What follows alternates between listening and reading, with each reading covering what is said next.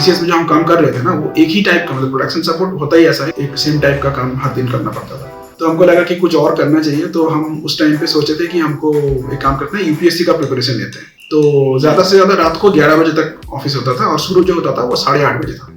TCS में आप ज्यादा दिन रहोगे तो आपका सैलरी इंक्रीमेंट जो है वो बहुत ही लो होता है। तो इनिशियली मुझे ना 1 महीने तक कोई प्रोजेक्ट नहीं मिला था, तो 1 महीने तक वो लोग मुझे बिठा के रखे थे और बोले थे कि तुम अपने हिसाब से जो करना है करो, बट ऑफिस में रहो। ऑफिस जाके काम करना पड़ता था और 9 घंटे ऑफिस में स्पेंड भी करना पड़ते थे। सो ट्रैवलिंग एंड ऑल ये सब मिला करके how are you managing your time? तो जब मैंने कोशिश करना शुरू किया ना, तब मुझे लगा कि ऐसा कुछ नहीं है। अगर आपका कंप्यूटर साइंस बैकग्राउंड नहीं है, इनफैक्ट आपका अगर इंजीनियरिंग बैकग्राउंड भी नहीं है ना, तो भी बहुत लोग आराम से कर ले रहे हैं। तो यार कुछ भी अच्छा स्टार्ट करने से पहले ना हमें एक ट्रिगर की ज़रूरत होती है, अंदर से वो मोटिवेशन आना चाहिए। मुझे पता है बहुत सारे लोग करियर स्विच करना चाहते हैं या कंपनी स्विच करना चाहते हैं, लेकिन कभी स्टार्ट ही नहीं करते हैं। They just keep following the same path. आज हमारे पास ना एक बहुत ही मोटिवेटिंग स्टोरी है। हमारे साथ सौरभ हैं, जिन्होंने अपनी जर्नी स्टार्ट करी थी टीसीएस से with a very little CTC. उसके बाद उन्होंने कॉग्निजेंट में स्विच किया एंड कॉग्निजेंट के बाद ही switched to Tiger Analytics as a data scientist. तो यार सौरभ ने 2 सर्विस बेस्ड कंपनी में काम किया है। उन्होंने नाइट शिफ्ट भी देखी है, उन्होंने बेंच पीरियड भी सर्व किया है और नोटिस पीरियड भी सर्व किया है। और जब मैं सौरभ से बात कर रहा था तो उन्होंने मुझे बताया था कि there used to be a timing कि इतने बजे तुम्हें लॉग इन करना है और इतने बजे लॉग आउट करना है। You have to spend a certain number of hours in office. अब यार इन सभी चीज़ों के चलते उन्होंने कैसे टाइम मैनेज किया अपनी तैयारी करने के लिए, किस चीज़ ने उन्हें मोटिवेटेड रखा, और एक बहुत ही इंटरेस्टिंग चीज़, he also attempted for UPSC. तो बहुत ही इंटरेस्टिंग जर्नी रहने वाली है आप सभी के लिए। Watch till the and in सारी चीज़ों को ना ध्यान से सुनना। अगर चैनल पर नए हैं तो चैनल को सब्सक्राइब कर देना, बिकॉज आपको यहाँ पर बहुत सारी ऐसी मोटिवेशनल स्टोरीज एंड इन्फॉर्मेशन मिलने वाली है। Before starting the video please hit the like button and let's get started. Hi Saurabh, how are you? Yeah hi Faraz, I am doing great, how are you? I am also good. तो सौरभ, हमें बहुत कुछ पूछना है आपसे, लेकिन आगे बढ़ने से पहले हमारी ऑडियंस के लिए एक छोटा सा इंट्रोडक्शन दे दीजिए। श्योर। हेलो एवरीवन, सो मेरा नाम सौरभ है। तो मैं कोलकाता से बिलोंग करता हूँ और मैंने 2015 में ग्रेजुएशन कंप्लीट किया इलेक्ट्रिकल इंजीनियरिंग में। उसके बाद मैंने टीसीएस ज्वाइन करा था विद पैकेज ऑफ 3.21 LPA। फिर मैंने 2019 में कॉग्निजेंट में स्विच करा था और उस टाइम पे मेरा पैकेज था ऑलमोस्ट 6.5 LPA। फिर मैंने डेटा साइंस का अपना प्रिपरेशन शुरू किया था धीरे धीरे, and then in 2023 very recently I join Tiger Analytics as a data scientist. Alright, great. तो यार एक चीज़ जो सब में कॉमन है कि टीसीएस का जो सीटीसी है वो 3.2 ही रहता है। तब भी 3.2 था, अब भी 3.2 है, या अब शायद 3.6 हो गया है, राइट? अभी थोड़ा इंक्रीज हुआ है। हाँ, तो हम डीप डाइव करेंगे इन सभी चीज़ों में। तो currently you are working as a data scientist, right? Yes. तो शुरुआत करते हैं हम लोग टीसीएस से। टीसीएस में आपने राइट आफ्टर कॉलेज ज्वाइन किया था, वो भी 6 महीने के गैप के बाद, राइट? यस। तो एक्चुअली क्या है कि उस टाइम पे टीसीएस का एक एस्पायर बोल के एक था, जहाँ पे हम लोग को कुछ कोर्स करना होता था एंड देन कोर्स करने के बाद वहाँ पे कुछ एग्जाम्स होता था। तो अभी क्योंकि मेरा ज्वाइनिंग जो था, मतलब मेरा जो टीसीएस में हुआ था वो ऑन कैंपस नहीं हुआ था, ऑफ कैंपस हुआ था। तो जो ऑन कैंपस वाले थे उन लोगों का पहले ज्वाइनिंग दे रहा था, उसके बाद ऑफ कैंपस वाले को दे रहे थे। तो इसलिए मेरा यहाँ पे एक 6 मंथ्स का गैप बन गया था। Got it. टीसीएस में आपकी प्रोफाइल क्या थी? टीसीएस में मेरा जो ज्वाइनिंग हुआ था वो था मेरा सपोर्ट एग्जीक्यूटिव, जो प्रोडक्शन सपोर्ट वाला होता है, उसमें मेरा रोल था। और मेरा टेक्नोलॉजी था main frame. So main frame is COBOL and जेसीएल, जो बैंकिंग एंड इंश्योरेंस सेक्टर में मेनली यूज होता है। थोड़ा सा बताएंगे हमें इस रोल के बारे में, क्योंकि मैंने ये रोल पहली बार सुना है। तो क्या काम करना पड़ता है इसमें? हाँ, तो मैं एक एग्जांपल देकर समझाने की कोशिश करता हूँ कि जैसे कि पकड़ लीजिए, हम लोग जो बैंकिंग करते हैं डेली बेसिस पे, ट्रांजैक्शंस वगैरह होता है। तो इसमें क्या होता है कि बैंक में वो सारे ट्रांजैक्शंस, कुछ ट्रांजैक्शंस होते हैं जो रियल टाइम में अपडेट होता है, और कुछ ट्रांजैक्शंस होते हैं जो रियल टाइम पे नहीं होता है, बैच में होता है। मतलब कि पकड़ लीजिए कुछ होता है कि होगा जो डेली बेसिस पे अपडेट होता है, कुछ होता है जो वीकली होता है, कुछ मंथली होता है। तो ये सब चीजें होते हैं ना, बैकएंड पे एक बैच प्रोसेस चलता है। तो ये जो बैच प्रोसेस चलता है वो बेसिकली मेन फ्रेम ड्रिवन होता है। तो मेन फ्रेम एक्चुअली इस सारे जो ट्रांजैक्शंस वगैरह हो गया, ये सब चीज़ों को करने के लिए बहुत ही अच्छा एक टेक्नोलॉजी है। ये बहुत ही हेवी वेट टेक्नोलॉजी है बेसिकली। तो ये हम लोग जो कोबोल जो लैंग्वेज है, मेन प्रोग्रामिंग होता है कोबोल से, तो उसी से चलता है मेन फ्रेम। कूल, ठीक है। तो टीसीएस में आपने 3 साल काम किया, तो 3 साल में क्या क्या सीखा आपने? मजा आया टीसीएस में काम करने में? हाँ, पहले तो बहुत मजा आ रहा था, क्योंकि पहले जो था, जो पहले प्रोडक्शन सपोर्ट वाला एनवायरनमेंट जो होता है वो एक्चुअली बहुत ही इंटरेक्टिव एनवायरनमेंट होता है। जैसे कि क्लाइंट के साथ हम लोग डायरेक्ट बात करते थे, कुछ भी रिक्वायरमेंट आया तो हम लोग क्लाइंट से डायरेक्ट बात करते थे। तो और फिर उसके हिसाब से हम लोग काम भी करते थे। कुछ कुछ थोड़ा बहुत एनहांसमेंट भी रहता था। एनहांसमेंट मतलब कि जो पहले से एग्जिस्टिंग एप्लीकेशन होता था उसमें भी सोचिए कुछ कुछ मॉडिफिकेशन करना पड़ेगा, तो वो सब रिक्वायरमेंट भी आता था, तो वो मज़ा आता था पहले पहले। फिर धीरे धीरे हमको ये लगा कि जो कॉग्निजेंट टीसीएस में जो हम काम कर रहे थे ना, वो एक ही टाइप का, मतलब प्रोडक्शन सपोर्ट होता ही ऐसा है कि आपका जो बैच चलता है हर दिन, तो उसी को आपको मॉनिटर करना होता है, उसी के रिगार्डिंग सारा चीज़ें होता है। तो उस टाइप का था, मतलब एक सेम टाइप का काम हर दिन करना पड़ता था। हर दिन करना पड़ता था, ठीक है ठीक है। ये काफ़ी लोग बोलते हैं कि यार सेम रेपिटेशन हो जाती है। तो आपका कोई इंटरेस्टिंग किस्सा टीसीएस का जो आप शेयर करना चाहते हो? हाँ, तो टीसीएस में जब ऑलमोस्ट मेरा 2.5 ईयर्स हो गया था, उस टाइम पे मैं जिस टीम पे काम करता था उसमें सीनियर मोस्ट पर्सन ऑलमोस्ट हम ही थे। मतलब एक और था जो ऑन साइट पे था, बट ऑफशोर एरिया में, मतलब कोलकाता के जो ऑफिस में, वहाँ पे हम ही थे उसमें सीनियर के हिसाब से। तो वहाँ पे फिर क्या हुआ, हम जब वहाँ पे फिर क्या हो गया कि जैसे मैंने बताया कि एक ही टाइप का काम करना होता, तो धीरे धीरे मेरा उसमें से इंटरेस्ट लूज करने लगा, ठीक है। तो हमको लगा कि कुछ और करना चाहिए, तो हम उस टाइम पे सोचे थे कि हमको एक काम करते हैं, यूपीएससी का प्रिपरेशन लेते हैं, पढ़ाई करते हैं। तो उसके बारे में थोड़ा बहुत जानकारी लिए इधर उधर से, और प्रिपरेशन शुरू भी किए थे। मतलब 1-2 महीना चला ऐसा प्रिपरेशन लिए थे। मतलब ऑफिस खत्म करने के बाद घर जाके रात को पढ़ाई करते थे ऐसा।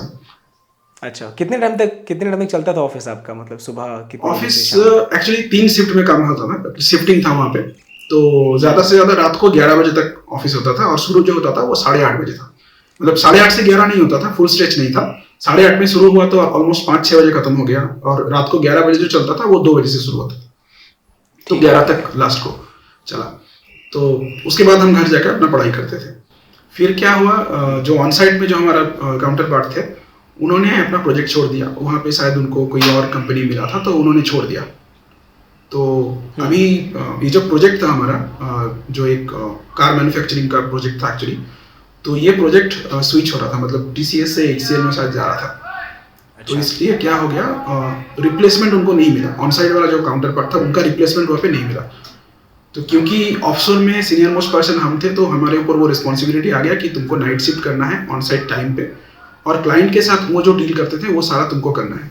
तो मेरा वो रात का पढ़ाई करने का जो एक टाइमिंग था मेरा, वो पूरा चेंज हो गया शेड्यूल। तो इसलिए 2 साल, ऑलमोस्ट 2 महीने के बाद मैंने वो अपना जो प्लान था यूपीएससी वाला, वो ड्रॉप करना पड़ा। तो ये एक चीज़ हो गया था वहाँ पे।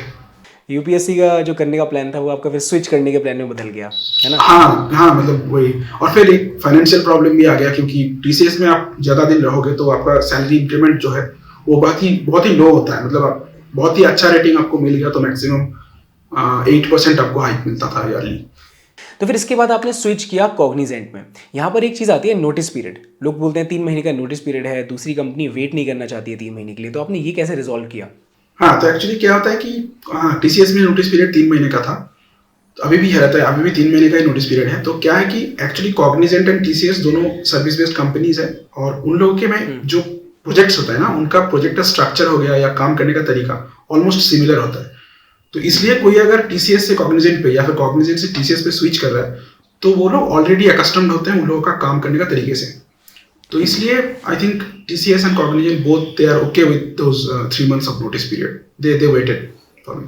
अच्छा, दोनों को पता है कि हम 3 महीने का नोटिस पीरियड देते हैं, और आपस में चलता रहता है इनका लेन देन। चलता रहता है, हाँ। नाइस। कोई तैयारी वगैरह करी थी क्या स्विच करने के लिए? तैयारी मतलब हाँ, थोड़ा बहुत जो बेसिक्स था वो, क्योंकि हम लोगों का जो प्रोजेक्ट में काम होता था ना, वो एकदम बेसिक्स पे नहीं होते थे, थोड़ा एडवांस लेवल पे होता था। लेकिन जो हमारा इंटरव्यू होता था उसमें बेसिक लेवल से क्वेश्चन आते थे, तो वही बस 1 हफ्ते का अगर आप थोड़ा सा प्रिपरेशन ले लोगे बेसिक चीज़ों का, तो आपका इंटरव्यू क्लियर हो जाएगा। ऑलराइट, तो आपको फिर वहाँ पर CTC मिला 6.5, 4.5 से 6.5, 6.75। Okay, nice, great. तो जब आपने कॉग्निजेंट ज्वाइन किया, what was your profile, what was the work like, और क्या कोई डिफरेंस था TCS में कॉग्निजेंट में? डिफरेंस एज पर the role it was different, क्योंकि मेरा TCS में जो रोल था वो सपोर्ट एग्जीक्यूटिव था, बट कॉग्निजेंट पे मुझे जो रोल मिला वो एक्चुअली डेवलपर का रोल मिला। Okay. तो इस हिसाब से वो थोड़ा डिफरेंट था, but work culture and all, project structure and everything was almost similar kind of. ठीक है, ऑलराइट। और यहाँ पर कुछ मतलब there is a change in working environment, जैसे वहाँ पर बता रहे थे कि थोड़ा हेक्टिक हो रहा था, रात में भी काम करना पड़ रहा था, तो यहाँ पर कुछ जाके सॉर्ट आउट हुआ? हाँ, यहाँ पे थोड़ा सा वो सॉर्ट आउट हो गया था, क्योंकि दोनों रोल में डिफरेंस था ना। तो ये डेवलपर रोल था, तो डेवलपर रोल पे क्या होता है कि आप लोगों का अजाइल मोड पे वहाँ पे काम हो रहा था, कि आपको इतना से इतना टाइम दिया जा रहा है, उसके अंदर आपको डेवलपमेंट कंप्लीट करना है। तो आप उसमें डेवलपमेंट रोल में बेसिकली शिफ्ट का जो चीज़ें था वो नहीं था, मतलब कि आपको आओ अपना काम करो और निकलो, बट अपना काम होना चाहिए। बट आपको वहाँ पे कॉग्निजेंट पे एक रूल है कि आपको 9 आवर्स का वो स्वाइप, मतलब ऑफिस में रहना है आपको। आपका जो ट्रैकिंग होता है ना स्वाइप इन कार्ड का, वो वाला ट्रैक होता है वहाँ पे, तो 9 आवर्स वहाँ पे रहना मैंडेटरी था। अच्छा अच्छा, ठीक है, मतलब काम हो ना हो ऑफिस में रहना है 9 हाँ, hours। आपको रहना तो है, वो तो था वहाँ पे। ठीक है, गुड गुड। तो इसके बाद फिर आपने अपना रोल ही चेंज करने का डिसाइड किया, right? Because data analytics, data science जो भी है, इट्स एंटायरली डिफरेंट रोल जो आप जिस पे आप काम करते हुए आ रहे थे। हाँ, और लगभग 6 साल आपने एक प्रोफाइल पे काम किया, तो आपने क्यों सोचा कि यार आपको चेंज करना चाहिए? हाँ, तो एक्चुअली इसके पीछे एक कहानी है। तो मैंने जब कॉग्निजेंट ज्वाइन किया 2019 में, तो इनिशियली मुझे ना 1 महीने तक कोई प्रोजेक्ट नहीं मिला था। मतलब एक एलोकेशन हो गया था, एक प्रोजेक्ट में एलोकेशन हो गया था, लेकिन मेरे को काम कुछ नहीं दिया जा रहा था। बोल रहे थे कि एक नया प्रोजेक्ट आने वाला है, मतलब प्रोजेक्ट मतलब उनके अंदर ही एक नया मॉड्यूल आने वाला है, बट वो मॉड्यूल आ नहीं रहा था। तो 1 महीने तक वो लोग मुझे बिठा के रखे थे और बोले थे कि तुम अपने हिसाब से जो करना है करो, बट ऑफिस में रहो। तो हम शुरू में मीटिंग रूम में बैठते थे, क्योंकि मेरे को कोई सीट या कंप्यूटर मतलब एलोकेट नहीं हुआ था। तो 1 हफ्ता जाने के बाद मुझे लगा कि क्या मैं टाइम अपना वेस्ट कर रहा हूँ, कुछ काम करते हैं, कुछ अपने लिए कुछ करते हैं। तो मुझे ना जो भी ऑफिस में हर दिन ऐसा होता है कि कोई बंदा ऑफिस नहीं आया, छुट्टी ले लिया, तो वो उसका डेस्क खाली रहता था, कंप्यूटर खाली रहता था, तो उसमें जाके मैं बैठ जाता था। और वहां पे जाके मैंने डिसाइड किया कि मुझे पाइथन सीखना है। बट उस टाइम पे मुझे उतना नहीं मालूम था कि पाइथन सीखेंगे तो आगे जाके डेटा साइंस में उसको काम कर सकते हैं या फिर बहुत काम आएगा, ऐसा कुछ। मुझे बस लगा कि एक नया लैंग्वेज सीखते हैं, पाइथन तो इजी भी है, सुने थे कि इजी है तो सीखते हैं। तो उसमें 1 महीने में मैंने पूरा वो पाइथन का बेसिक्स जो है वो मैंने पूरा सीख लिया था। ठीक है। फिर मेरे को प्रोजेक्ट एलोकेट हो गया, वहाँ पे काम करने लगे। और फिर जाके अपना 2019 के दिसंबर के आसपास मुझे लगा कि एक काम करते हैं, पाइथन सीख ही लिए हैं तो उसका कुछ काम भी कर लेते हैं। अभी टाइम भी थोड़ा बहुत मिल जाता है घर जाके, क्योंकि यहाँ पे उतना रात तक रहना नहीं पड़ता है टीसीएस की तरह। तो मैंने वहाँ पे क्या किया, फिर थोड़ा बहुत रिसर्च किया, डेटा साइंस के बारे में पता चला कि ये बहुत ही एक इमर्जिंग टेक्नोलॉजी है, तो इसके बारे में पढ़ाई करते हैं थोड़ा। तो इधर उधर से मैं अभी पढ़ने लगा डेटा साइंस में। फिर जाके जब ऑलमोस्ट 2021 तक मैंने एकदम बहुत ही मन लगा के पढ़ाई की डेटा साइंस में। फिर उसके बाद आई गॉट मैरिड एंड फिर घर पे कुछ हो गया प्रॉब्लम इधर उधर का, तो अभी उसमें थोड़ा डिटेस्ट हो गया उसमें से। फिर मेरे को कॉग्निजेंट में एक प्रोजेक्ट में पूल किया गया, जहाँ पे एक्चुअली एक माइग्रेशन प्रोजेक्ट था। और माइग्रेशन प्रोजेक्ट मतलब उसमें वर्कलोड बहुत ज़्यादा होता था, क्योंकि मैन पावर बहुत कम होता था और बहुत जल्दी करना होता था माइग्रेशन। तो इसलिए वहाँ पे आके मुझे फिर लगा कि एक काम करते हैं, ये नहीं हो रहा है, अभी मेन फ्रेम में रहना नहीं है, स्विच करना है, ट्रांजिशन भी करना है, तो कुछ और में ट्रांजिशन करते हैं। तो क्योंकि मैंने डेटा साइंस में ऑलरेडी प्रिपरेशन किए थे कुछ, तो हमने उसमें फिर डेटा साइंस में मूव करने का सोचा। तो सौरभ, आपने रिसोर्सेज कौन से फॉलो किए थे? हाँ, सो इनिशियली मुझे वो कॉग्निजेंट का एक्चुअली यूडेमी के साथ एक टाई अप था। तो यूडेमी एक फ्री लर्निंग प्लेटफॉर्म बन गया हम लोगों के लिए। तो वहाँ से छोटा मोटा इधर उधर का हमने कोर्स करा। एसक्यूएल मेरे को पहले से आता था, क्योंकि टीसीएस में जब हम काम करते थे वहाँ पे भी मेरे को एसक्यूएल काम था मेरा थोड़ा, तो एसक्यूएल का मेरा नॉलेज था। बाकी सारा ये सब जो इधर उधर से मैंने सर्टिफिकेशन वगैरह छोटा मोटा करने लगा, तो वो सब कर रहे थे। उसके बाद जब मैंने जब सीरियसली सोचा कि अब डेटा साइंस में मूव करना है, तब मैंने सोचा कि क्यों ना हम एक स्ट्रक्चर्ड वे में कुछ करते हैं, मतलब कि कोई कोर्स वगैरह जो जहाँ पे होता है वो सब कर लेते हैं। क्योंकि इसका एक 2 फायदा मुझे नजर में आया। एक है कि मुझे एक स्ट्रक्चर्ड वे में मिलेगा सब कुछ, जैसा जैसा इंडस्ट्री में जैसा रिक्वायरमेंट है उस तरीके का सब कुछ मिल जाएगा।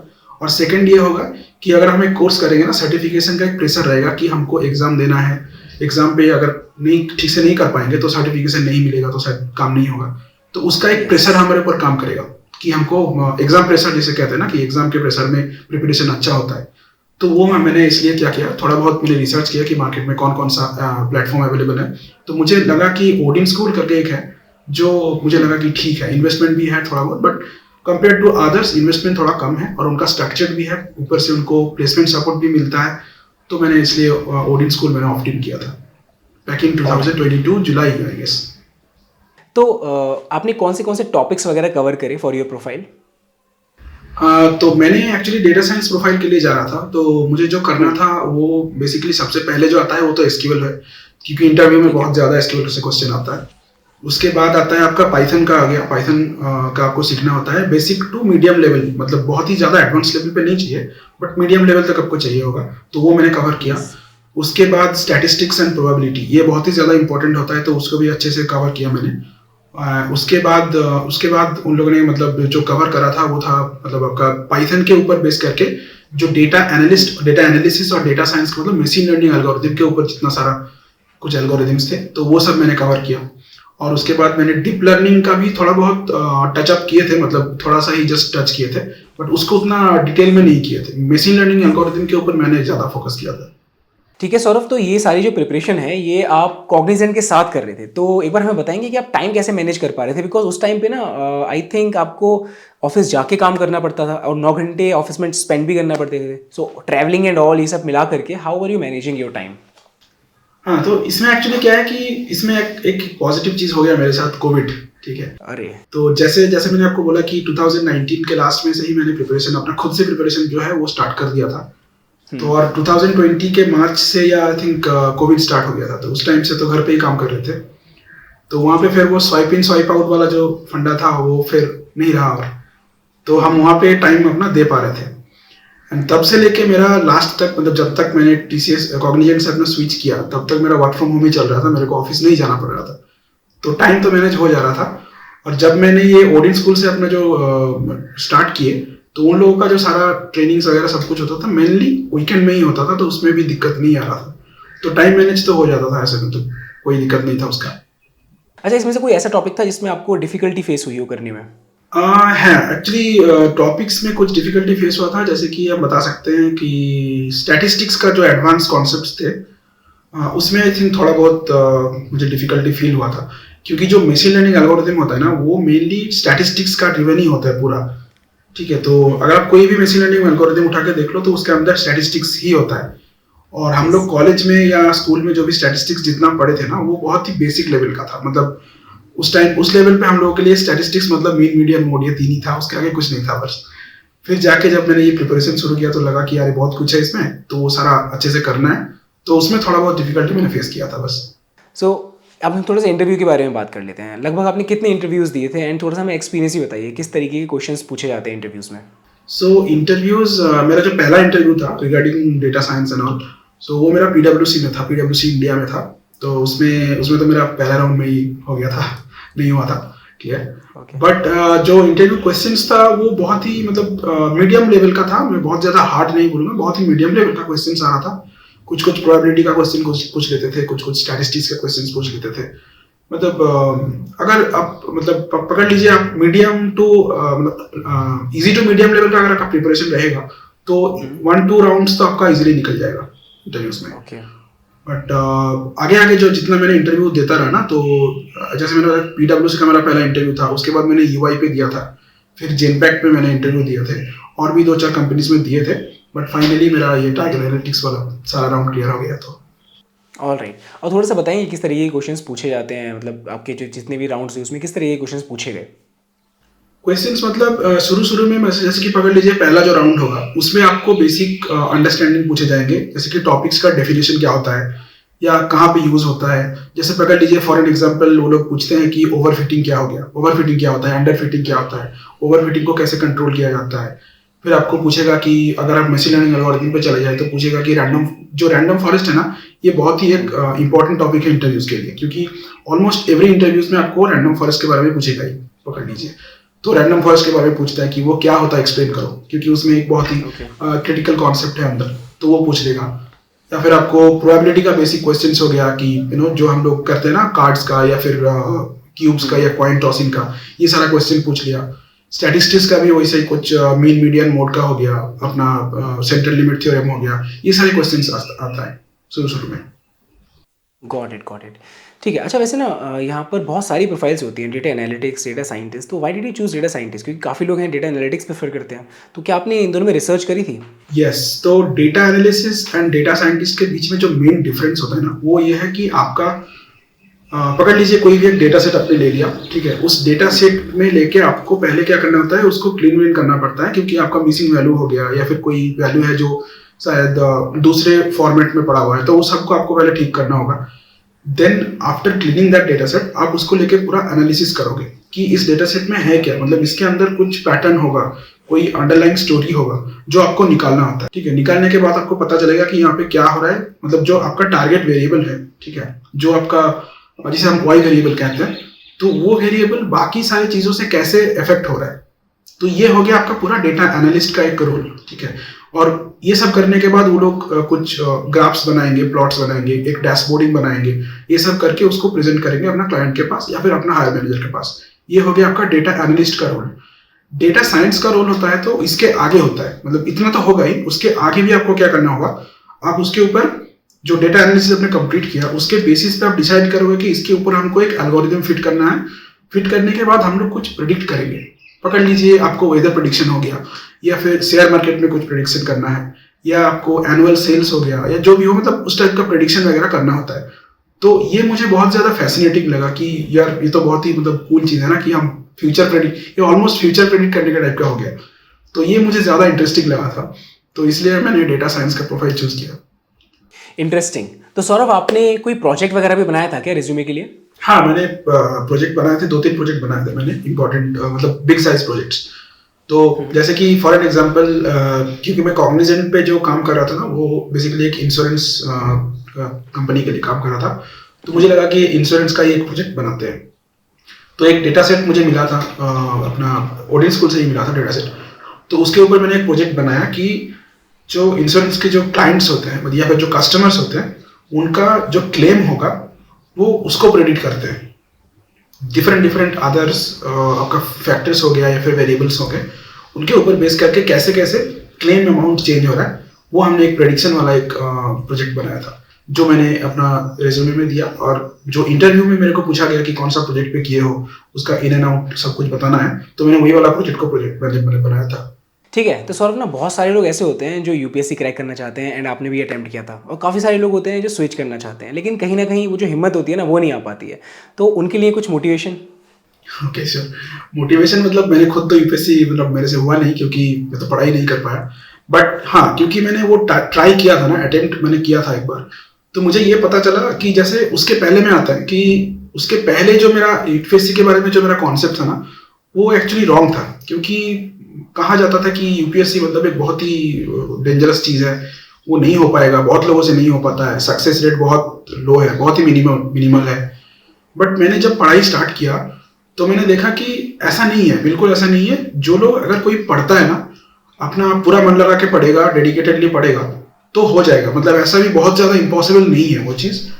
और जो सब कहते हैं ना कि बहुत कुछ पढ़ना पड़ता है, वो एक्चुअली नहीं है सही, क्योंकि उनका जो सिलेबस है ना, वो बहुत ही स्ट्रक्चर्ड वे पे बनाया गया है सिलेबस। अगर आप एक सब्जेक्ट, कोई भी सब्जेक्ट उठा लो, तो आपको बहुत ही सिलेक्टिव वे में पढ़ाई करना होता है, बहुत ही सिलेक्टिव चीजों को पढ़ना होता है। ऐसा नहीं है कि आपको उस बारे में सब कुछ जानना होता है, ऐसा नहीं है। तो इसलिए मुझे लगता है कि जो अगर कोई करेगा कोशिश, तो वो कर लेगा, ऐसा नहीं है। तो ये तो हो गया यूपीएससी के बारे में, जो मेरे से नहीं हो पाया unfortunately. But then regarding this switch, तो स्विच में क्या हुआ कि मैंने पहले शुरू में जो मुझे लगा था कि हाँ कर लेंगे, देखते हैं क्या होता है, ऐसा करके बाद बहुत लोग मुझे ये भी बोलने लगे कि ऐसा नहीं होगा, ये बहुत ही डिफिकल्ट हो जाता है, क्योंकि कंप्यूटर साइंस बैकग्राउंड से मेरा नहीं था, मेरा इलेक्ट्रिकल बैकग्राउंड से था। तो फिर क्या कि ठीक है, देखते हैं, कोशिश करके देखते हैं। तो जब मैंने कोशिश करना शुरू किया ना, तब मुझे लगा कि ऐसा कुछ नहीं है। अगर आपका कंप्यूटर साइंस बैकग्राउंड नहीं है, इनफैक्ट आपका अगर इंजीनियरिंग बैकग्राउंड भी नहीं है ना, तो भी बहुत लोग आराम से कर ले रहा है। क्योंकि मैंने अपने दोस्तों को देखा है कि जो एक मेरा दोस्त है जो फाइनेंस बैकग्राउंड से है, उन्होंने क्रैक कर लिया। एक था जो बायोलॉजी बैकग्राउंड से था, वो भी क्रैक कर लिया। हाँ। तो इम्पॉसिबल तो नहीं है, बिल्कुल भी नहीं है, कोई भी कर सकता है। ऐसा बिल्कुल नहीं है कि अगर आप कंप्यूटर साइंस से नहीं हो, या फिर अगर आप कोडिंग नहीं जानते हो, या फिर इंजीनियरिंग बैकग्राउंड से नहीं हो, तो आपको नहीं होगा, ऐसा बिल्कुल भी नहीं है, कोई भी कर सकता है।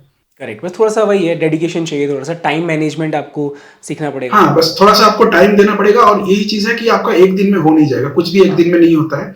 आपको मतलब लगा रहना पड़ेगा कि हाँ मुझे करना है तो करना है, ऐसा आपको डेडिकेटेडली करना पड़ेगा। बिल्कुल बिल्कुल, टाइम तो लगेगा।